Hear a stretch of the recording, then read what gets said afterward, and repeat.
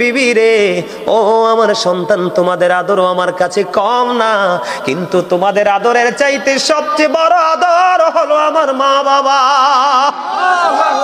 সন্তান বাবা মার জীবন থেকে যদি একটা চলে যায়, আল্লাহ চাইলে 70 বছর, 50 বছর, 60 বছর আরেকটা আসে, কিন্তু মা বাবা এমন অমূল্য সম্পদ রে, এটা জীবন থেকে একবার হারাই গেলে আর আসে না বন্ধু, আর ফিরে দেখা যায় না রে। কত মুরব্বীর চেহারা দেখা যায়, কিন্তু বাবাকে কারো মাঝে খুঁজে পাওয়া যায় না। আত্মীয় স্বজন কত বৃদ্ধা আমরা দেখতে পাই রে, মায়ের প্রতিচ্ছবি কত জনের মাঝে আমরা খুঁজে পাই, কিন্তু মা তো নাই, চিরদিনের জন্য চলে গেছে অচিন দেশে।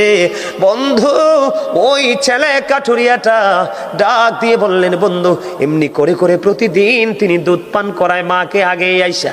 বন্ধু, একদিন তিনি দেরি করে আসলেন, আজকে আইসা দেখে বাবা মা ঘুমাই গেছে। বাবা মা যখন ঘুমিয়ে গেল, ইনি কিন্তু ধারাবাহিকভাবে তিনি একটা পাতিল হাতুনি তিনি দুধ দহন করেছে। হাদিস শরীফের মধ্যে সে যে দুধটা দহন করার পরে এবার ওনার সন্তান ডাক দিয়ে বলল, বাবা, বাবা গো, আমাকে একটুখানি দুধ দাও না, আমি দুধ পান